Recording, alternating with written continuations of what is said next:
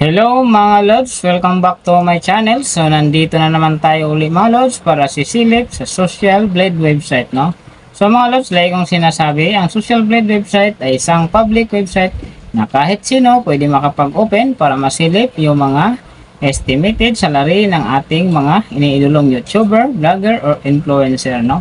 So mga lods, kung hindi pa kayo nakapag-subscribe, pakiclick mo na subscribe natin. And then siyempre, post na rin ng notification bell para lagi kayong updated sa ating video. And then, maraming salamat sa lahat ng mga sumusuporta sa aking channel. Although hindi man tayo perfect sa editing and pananalita natin, andyan pa rin kayo for support. So maraming salamat. Big thank you sa inyong lahat. No? So ano pang hinihintay natin mga lods? Let's go!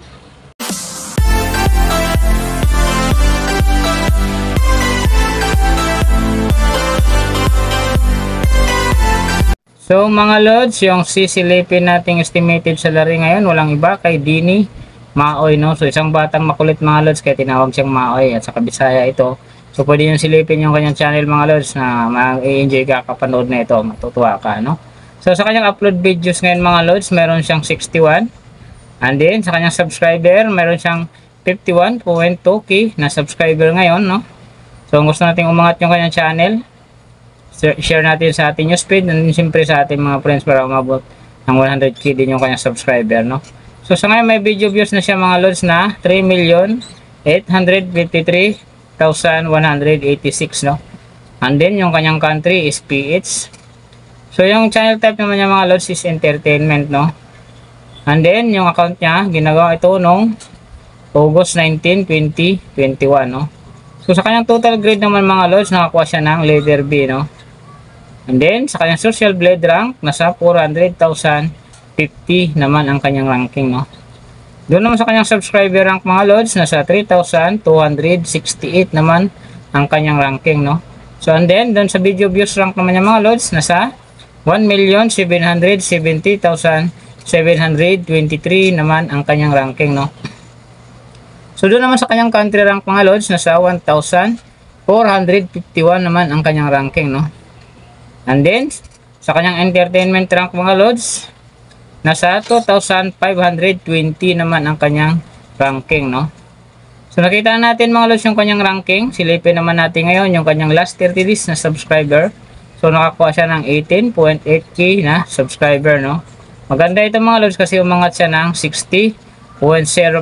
So, i-compare mo sa mga nakaraan niyang buwan, umangat ito kaysa doon sa nakaraan niyang buwan, no? So mas maganda ang akyat ng kanyang subscriber ngayon, no? So doon naman sa kanyang views mga lods in the last 30 days, nakakuha siya ng 1.919 views, no? Ang hindi lang maganda dito mga lods kasi bumaba siya ng 19%. So ibig sabihin, mas mababa ang akyat ng kanyang views ngayon i-compare naman sa mga nakaraang buwan, no? So mga lods, nakita na natin yung kanyang last 30 days na subscriber and then views. Silipin naman natin yung kanyang daily summary from subscriber, views, and then earning, no? So sa kanyang subscriber mga lods, nakikita natin dito yung June 27 umangat ng 500, no? And then pagdating ng June 28 umangat ng 400 hanggang July 1, no? Tigpo 400 yan bawat araw mga lods. And then ang pinakamalaki dito niya mga lods, nakikita ko yung July 4 umangat ng 1.4k, no? Tapos pagdating ng July 6, umangat ng 1k. And then pagdating naman ng July 9, umangat ng 1.5k. At saka July 10, 1.8k, no? Kaya umabot ang kanyang subscriber na 51.2k. So umangat din ang kanyang percentage ng 60.0%. So maganda ang angat ng kanyang subscriber mga lods, no? So sa kanyang views naman, araw-araw umangat mga lods pero hindi ganun kalalaki, no? Ang nakikita ko rito na umabot ng 100 plus is yung dalawang araw lang, no? Yung July 9, umangat siya ng 118,000, no?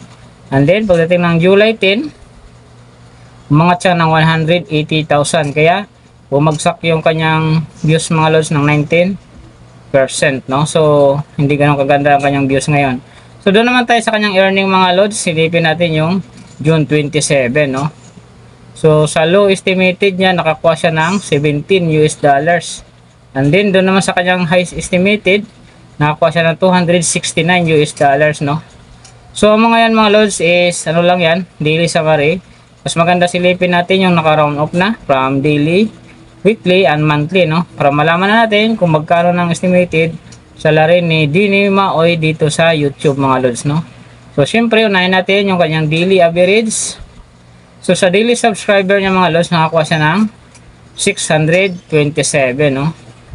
And then, sa kanyang views, meron siyang 63,964, no? So, doon naman sa kanyang daily low estimated ng kanyang earning, nakakuha siya ng $16. So, times natin sa 55, mayroon siyang 880, no? And then, doon naman sa kanyang daily high estimated, nakakuha siya ng $256. So, times natin sa 55, mayroon siyang 14,080, no? So, yan ang kanyang daily average, mga lods. So, papunta naman tayo sa kanyang weekly average, no? So, sa weekly subscriber niya, nakakuha siya ng 4.38k, no? And then, sa kanyang views, mayroon siyang 447,748, no? So, doon naman sa kanyang weekly, low estimated ng kanyang earning, mga lods, nakakuha siya ng $112. So, times natin siya sa 55, mayroon siyang 6,160, no? And then, doon naman sa kanyang weekly high estimated ng kanyang earning, mga lods, nakakuha siya ng $1,800. So, times natin sa 55, mayroon siyang 99,000, no? So, yan ang kanyang weekly average, mga lods. So, pupunta naman tayo sa kanyang monthly average, no? So, sa monthly subscriber niya, mga lods, na nabanggit na natin kanina, nakakuha siya ng 18.8k, no? And then, sa kanyang views, meron siyang 1,918,897, no?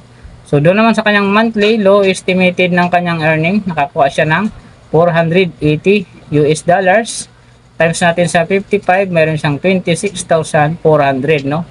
And then, doon naman sa kanyang monthly, highest estimated ng kanyang earning, nakakuha siya ng $7,700. So, times natin sa 55, meron siyang 423,500. So, yan naman, mga lods, ang kanyang monthly average, no?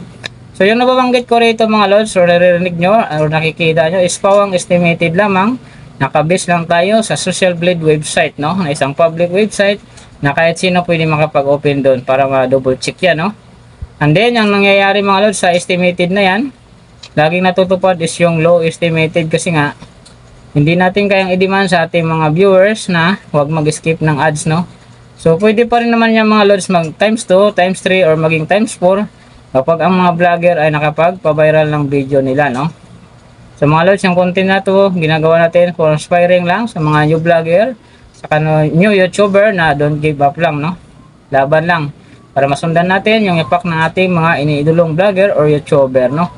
So, kung hindi pa kayo nakapag-click ng subscribe, mga lods, pakiclick nyo muna. And then, syempre, pakipost na rin ang notification bell para lagi kayong updated sa ating video, no? So, maraming salamat sa lahat ng mga sumusuporta sa aking channel. Ingat kayo palagi and God bless, no? And then, kung gusto nyo mapagawa ng video na same nito para sa inyong mga iniidolong vlogger o YouTuber, comment nyo lang sa baba. And then, kung gusto nyo rin magpa-shoutout, comment nyo lang sa baba. Shoutout ko sa next video, no? So, maraming salamat ulit sa inyong lahat, no? Hanggang dito na lang. God bless. And then, see you on my next video.